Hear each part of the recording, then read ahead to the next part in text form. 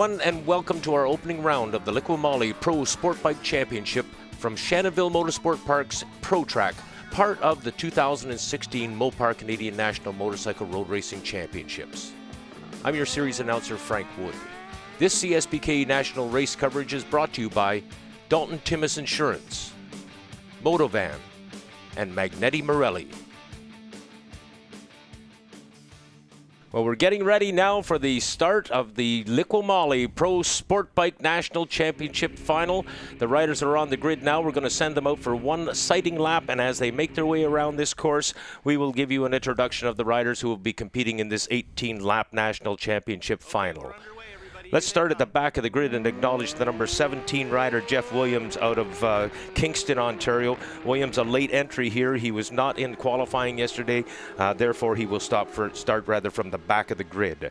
Alongside him will be Mike Raniowski out of Belleville, Ontario, wearing the number 725.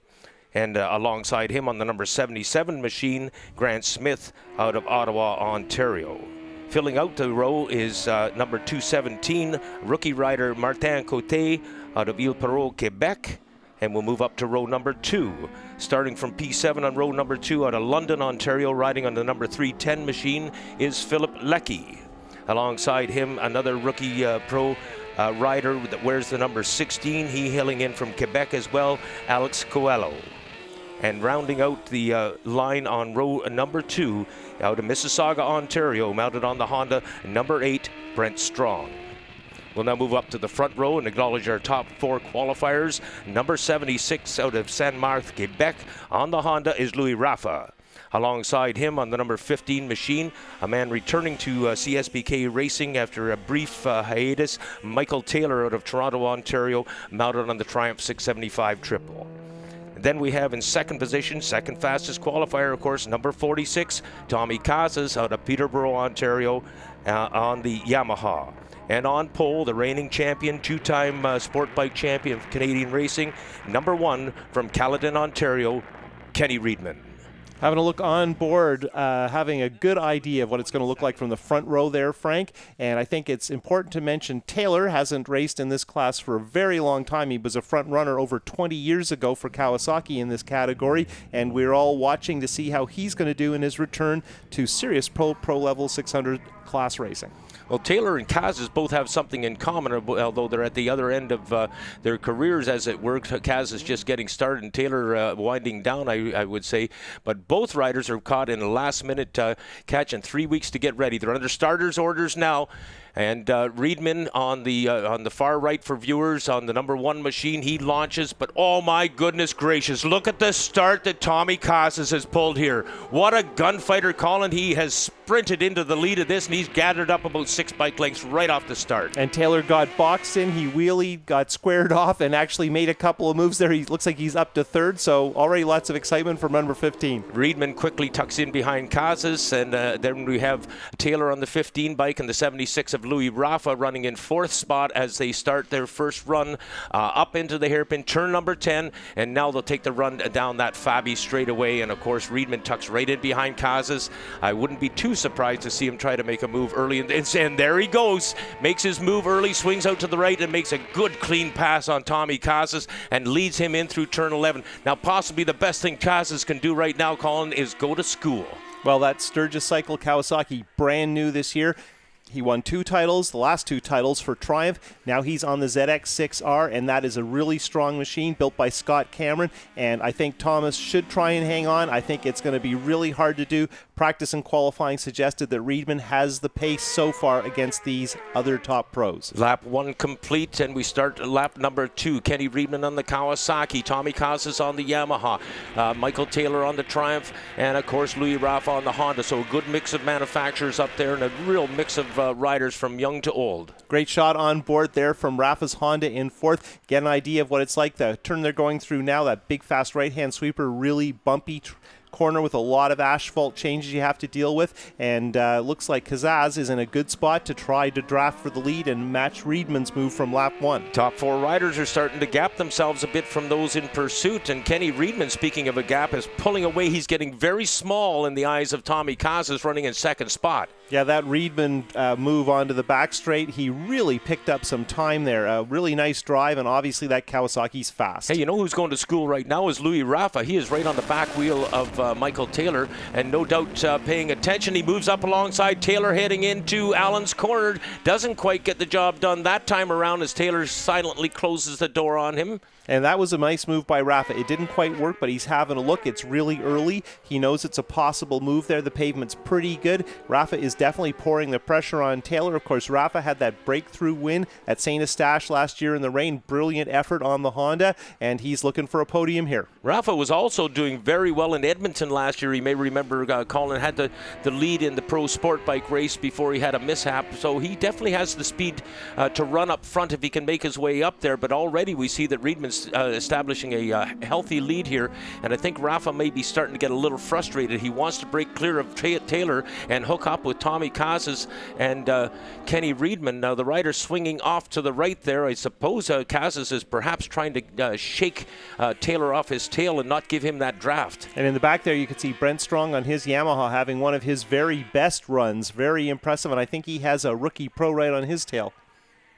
Kazas now down into Allen's corner. It's Alice Coelho, the rider you identified there in the number 16 machine. He inheriting the number so often worn over the years by Francis Martin on the number 16 bike. And we have another pro that wears the number 14 in Pro Superbike. But nonetheless, here we are in the Liqui Moly Pro Sport Bike race. Lap 4 now as we head up into turn number 2. Kenny Reedman solidly in control of this race thus far. Scott Cameron built the engine in that Kawasaki that's leading. Rob Egan at Brooklyn Cycle built the engine in Thomas's Yamaha. Then Michael Taylor's engine, I'm pretty sure, is bone stock. It's barely run. He just got on it for the first time 2 days ago. And then Scott Miller of Fast Company built the engine in the Honda we're looking at right now. Louis Rafa just about into the back end there of Michael Taylor, and he looks back to see if anybody else was watching as he just about had a miscue there and got dragged into the towards the back wheel. Taylor now, Louis Rafa moving to the inside of Taylor. Taylor again closing that door on him ever so slowly,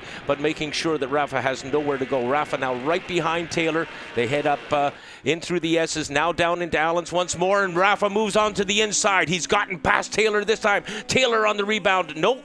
Can't get around him. Rafa has moved into third. This is a great ride by Louis Rafa on the Honda, and he's got Michael Taylor right on his backside now, riding on that Triumph 675. I don't know if you caught that, Frank. Taylor had just a bit of a moment into the S's, and he had to put all the weight on one foot. He briefly lifted his other foot up, and I think Rafa saw that, realized Taylor was just a little bit slow, a little bit cautious, and immediately pounced at a spot he'd already tried. So that's great opportunistic riding from Rafa, but Michael Taylor now looks like his confidence is increasing even beyond what we saw earlier. Remember, he's really new to this bike. It's pretty much a street bike, and I think it's going to be interesting to see because Rafa may actually be schooling him a bit. Yeah, Rafa looked back and he looked right into the eyes of Michael Taylor, and Taylor has got it nailed now down that back straightaway.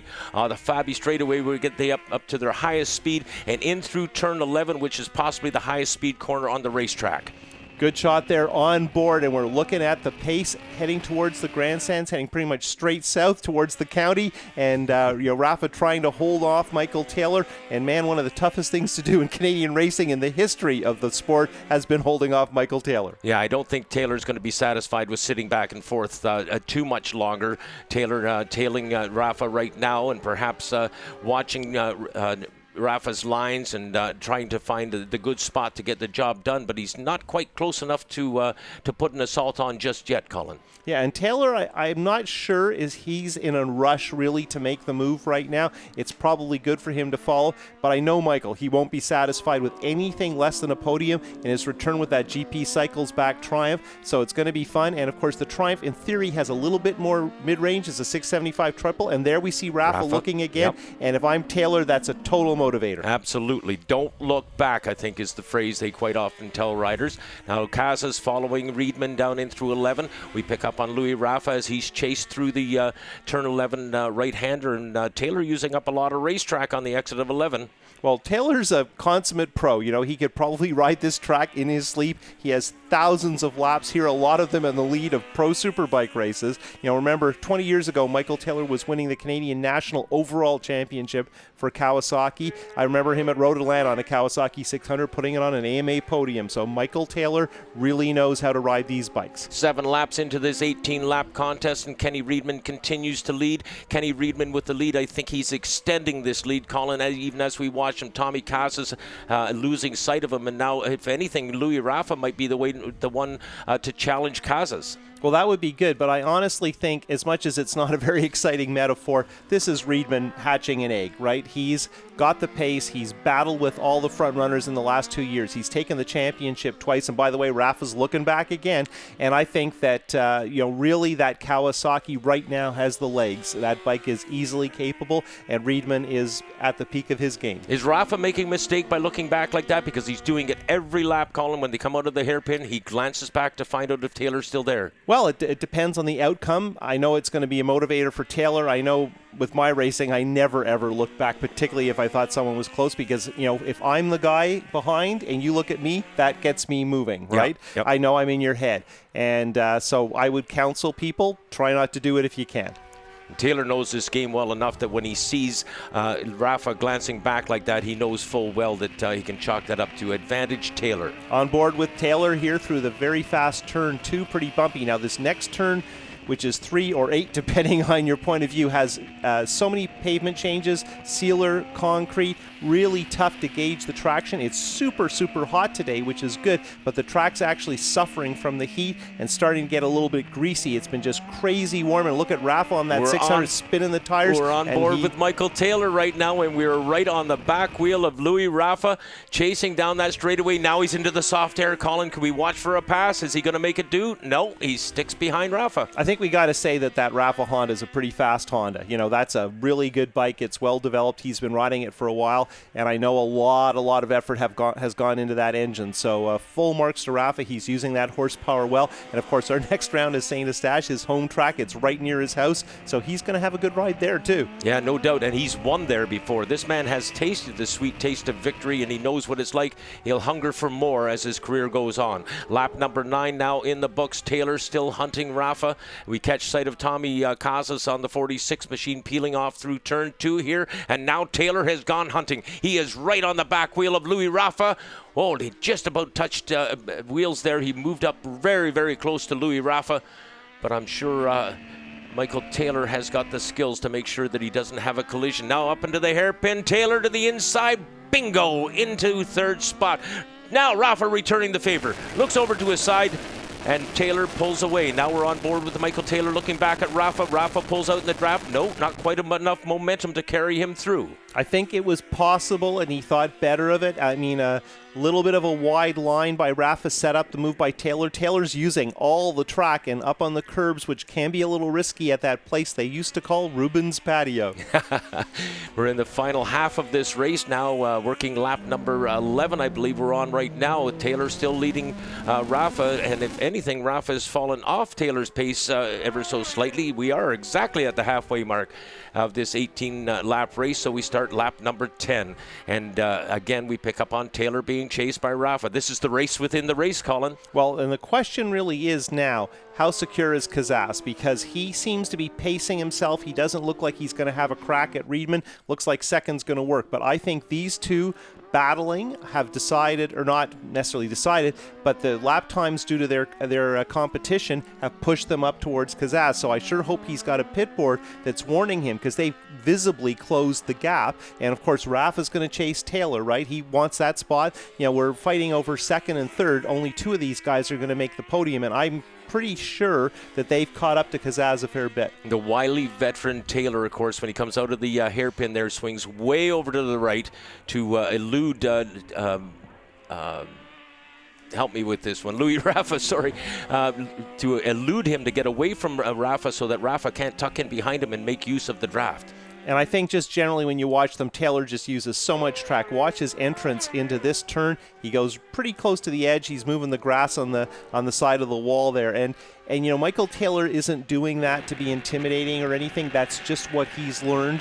He's a top pro who knows to use the track. He hasn't been doing this for a few years, but it's in his DNA. It doesn't take him long to pick it back up. And I think people were excited to see Taylor return. He hasn't had the time to get ready he would have liked, but nonetheless, he's running up front and he's still exciting to watch. He still brings a lot to the show. And imagine what it's going to be like at somewhere like Shubenacadie. Yeah, no kidding. Louis Rafa closing up once more. And again, Louis Rafa looking back. He did that last lap. I don't know if he expected somebody to appear out of nowhere. No, I think he's a fan of our cameraman, Judah, there, and he likes to make eye contact, let him know that we're all involved in this together. It's an exciting moment. But Rafa is in a group of 4 riders who have truly outdistanced the rest of the pack. You can see it in their footage here now. And Rafa on the charge, coming down into Allen's. Oh, he lifted the back wheel up under heavy braking into Allen's corner, closing up some distance on Michael Taylor, but not close enough to throw a stone at him. And Rafa there fairly tight, and that's his chosen line in that part of the track. His ride into Allen's is always strong. He made a pass there. He tried there earlier, and Taylor's maybe not as strong through the S's as Rafa, so that's a good spot for him. And, of course, if it comes down to the last lap, you know Rafa's going there.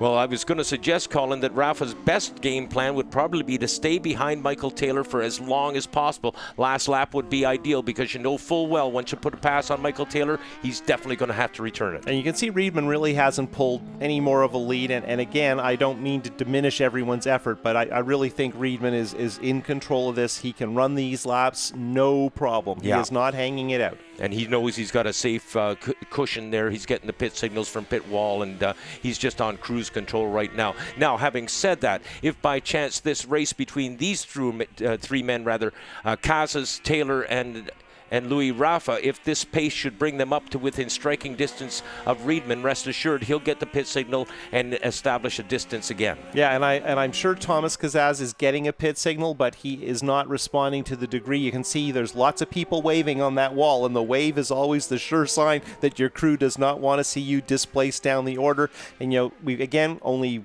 2 out of these 3 guys are going to make the podium if nothing happens, and Taylor really seems to be pushing hard and with comfort, and of course with so little time on the bike. Every lap right now with these Dunlop Spec DOT race tires is going to be a little bit more information, a little more learning, and specifically more comfort to push the bike hard. Of the 4 riders involved in the front-running group here, Reedman, Casas, Taylor, and Louis Rafa, only one of those riders has not won a sport bike race, and that, of course, is Tommy Casas. And when he got that lightning start, truly a hole shot coming off the starting line of this Liqui Moly Pro Sport Bike Final. When he launched, I thought for a brief moment that perhaps Tommy was on his way to his first national championship win in this, the Liqui Moly Pro Sport Bike Final. Well, Tommy's in trouble. Michael's there. Well, I mean, look at on board, but Michael is there, and when Michael's there, then it's on, right? Yeah. So Taylor isn't hunting him. Taylor's looking for the pass, and he's been pretty impatient. Very different riding styles there. Of course, Michael's a much taller guy than Tommy. So, and pardon me, he prefers Thomas now. My apologies. But really great on board. Watch this as we head towards the very, very difficult turn 3. Thomas in a fairly conservative line. Of course, trying to find your way through the patches, the sealers, the concrete, all that stuff. Michael just drives over all of it.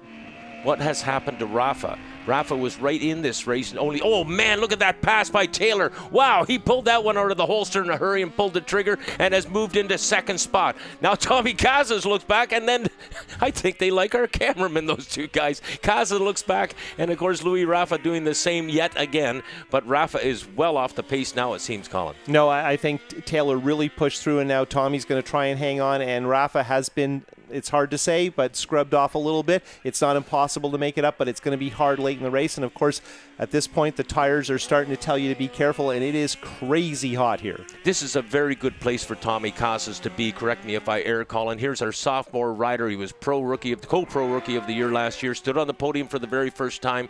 He's riding a very smart race here, and he knows full well that he's following one of the great veterans of Canadian racing, and he can do nothing but learn good things from him. Well, and the irony is both of these guys that were we're watching right now are on a shoestring effort, right? Neither of them have much funding. Taylor's bike is virtually a street bike. It ran on the track for the first time Friday because as they were struggling to find an engine for their R6. So it's been tough for both of these guys. And in this section here, Taylor's just so wonderful on the brakes. He squares it up. It's kind of an old school way to ride, but it really works well. And he has really schooled these guys on the brakes into the hairpin. Taylor's Triumph was gone to waved yellow here as the riders approach turn number 11. I was going to comment that Taylor's Triumph seems to have a bit of a wiggle on it coming out of that hairpin corner when he gets on the on the gas. That is a fallen rider. That is definitely Martin Cote. I recognize that red motorcycle, number 514. Martin Cote, who is one of our pro rookie contenders, has had a mishap at turn 11. We have not gone to red flag, so we're going to assume that Cote is all right. Let's get on board net once more with Tommy Casas as he is chasing after Michael Taylor, and into turn 1 they go. Tommy Casas staying within a couple of bike lengths and learning each and every lick around the race course. Out of turn number 2 now with Taylor running second to Kenny Reedman, and Reedman is completely out of the picture. He's gone for a ride, Colin. And Taylor's had a couple of pretty good slides there. Remember, these bikes do not have the same kind of electronics as the 200 horsepower super bikes, but we're still talking 115, 120 horsepower, and of course maybe easier to handle and more nimble here at Shannonville. Kazaz is perfectly placed to draft, but I'm not sure he has the ponies to do it. Remain at waved yellow down at turn 11, so there'll be no passing in that region of the race course. So Casas will be well advised to stay in that soft air and just get a pull into turn 11, and that's exactly what happened. Notice that Michael Taylor goes ever so slightly wider than Casas on the exit of 11. Yeah, Michael Taylor goes ever so slightly wider of pretty much everybody at the track this weekend. He's, it's just that comfort of so much experience, and he knows use all the track. Taylor had the back wheel in the air as he came down to Allen's corner, hard on the brakes. 2 laps to go now as the pit signals are coming out, and the pressure is definitely on. Casas now moving in on Taylor. Is a young sophomore going to try a move on this wily veteran?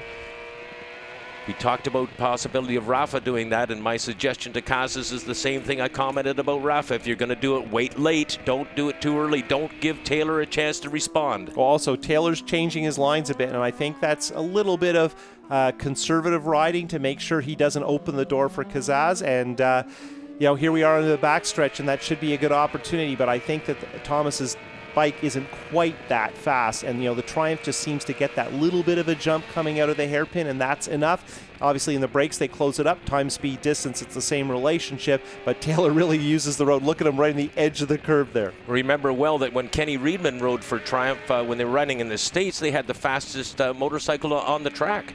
Nope, the Triumphs are strong. We have a really interesting mix of bikes, and of course the bike in the lead is a 636 Kawasaki. Last lap, and Kenny Reedman, look at the lead that he enjoys. That's virtually the whole front straightaway, Colin. And look at this, Kazaz is close. We'll see what happens. Can he do it? Can he do it? This is an exciting ride for Tommy Casas. I know some folks refer to him as Thomas. I tend to call him Tommy. He had Tommy on his fairing, so and I think he prefers Tommy. I don't know if his dad does, but no, he told me it's Thomas now. It is Thomas. Okay, we'll go back to Thomas then. We called him Tommy for just about over a year. Reedman now on his final run down the Fabi straightaway. Here comes Taylor with Tomas Casas right behind him, and he is right on his back wheel. This could be Tommy Casas' chance, but again, Taylor has given himself a slight lead here. I'm going to give him, 4 or 5 bike lengths. Casas pulls out and has a look to the inside of 11, but he doesn't have the speed, momentum, or brakes to get the job done. He stays narrow in through 11. Now in through the S's. Casas looking, trying to get the job done. Down into Allen's corner we come now. Casas is there. He tries to the inside. Not gonna happen. Out of the final corner comes Kenny Reedman, and we have a retired rider pulling over slowly to the right there. Casas and Taylor down to the line. Second place goes to Taylor. Good ride by Tommy Casas. Yeah, Michael Taylor was using all the road in some pretty wacky lines, and it worked out, and I don't know if Thomas was prepared to pass, but I don't know if he was ready for what Michael was going to throw at him. That was pretty entertaining. That was a great race. Wonderful ride, a smart ride by Tommy Casas. And we have to say big thanks to Liqui Moly for our first race with our new sponsor. You always want to have some action, and lots of things happening at the front, and particularly Michael Taylor returning and definitely providing some entertainment for everyone at Shannonville Motorsport Park. Well, Liqui Moly not only sponsoring our pro sport bike class, but they were giving away a ton of product to the fans that have joined us here this day. Sponsoring the guy who just won the race. That too, yeah. But I know Franz Walker and Jason Ballets were both up in the grandstands, and they were very well received, Colin, by the fans. They were just delighted to be able to get free stuff. If it looks to me that Riedman's pretty relaxed, not a huge amount of stress in this one. We don't mean to demean the other guys. And of course, Riedman has big work to do on his superbike just in about an hour and a half. And there's an argument that you can tire yourself out in this race, and there's an argument that you've gained a lot of really valuable track time. Up on the footrest, hands off the handlebars, as Riedman chasing after his third Canadian Sport Bike Championship and getting a big hug by our starter, Chris Chappell. Chappell now stuffing the checkered flag into Riedman's left boot, and Riedman acknowledging the cheers from the crowd. There was a lot of people really pleased to see him take this victory, Colin. There you see that Kawasaki 636 ZX6R Ninja. First race on that bike. First race for Kawasaki after 2 championships for Triumph, and that's the way you want to do it. And now Riedman has definitely shown that he is the man in Canada on a middleweight motorcycle. Riedman going for his checkered flag ride now, and no doubt the Kawasaki team will be celebrating a little bit anyways. Of course, they're going to save all the big celebrations for after the Superbike race, and hopefully Kenny can repeat this type of performance on the ZX10, the ride that he's had here on this ZX636. And we'll look forward to seeing that Superbike race on TSN. Absolutely. Tommy, you had absolutely the best start of the weekend in the Liqui Moly National Championship final here. Yeah, for sure. You know, ever since I started racing, there's something about the starts. I can just get off the line, get the good launch. And yeah, we got off to a good start. We, Kenny got by us, and I just tried getting in there with him. Tried to keep a consistent pace, but these past few weeks I've been suffering with lung infection, so it's been hard on the body, just trying to keep the energy up. So as the laps went by, I just got a bit tired and started losing the pace a bit. And unfortunately, I lost the second place. But behind Taylor, we had a good time. I learned lots, and hopefully we can move on and apply that to the racing. Maybe go around for the win. Did you have fun with her? I had a blast. You kind of wonder as you come back in. I haven't ridden a bike really fast in a couple of years, and you kind of wonder a little bit, have you still got it? The reason I came back out is because I love it so much, and I guess I'm in the right place today. This is exactly what I wanted to be doing. Triumph came together at the very last minute. I got that bike 3 weeks ago, and it's wonderful. I'm really enjoying riding it, and getting some help actually from Kenny's team. His dad's been giving me some advice and stuff on setup, and we'll be stronger with that and make it a really fun, competitive season, because Kenny doesn't want to ride and just win every race, I'm pretty sure. Well, he'd probably like to ride and win every race, but maybe by 1 second, not 4. Now let's talk to our race winner, Kenny Riedman. Kenny, a very, very important win, a great way to start the season.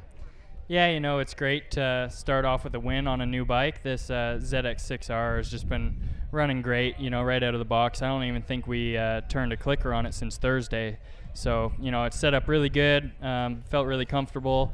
My whole team worked their butts off. That Liqui Moly Sturgis Cycle ZX6R was just running flawlessly. And, it was kind of a boring race out front there, but I know Michael Taylor is going to be putting some fast parts on his bike for the next round, and Tommy's going to get a bit more track time, and he gets faster every time he rides a bike. So hopefully the rest of the season we can put on a good show for everyone. There you have it, ladies and gentlemen. There's your podium. Third place, Casas. Second place, Taylor. And first place, Riedman.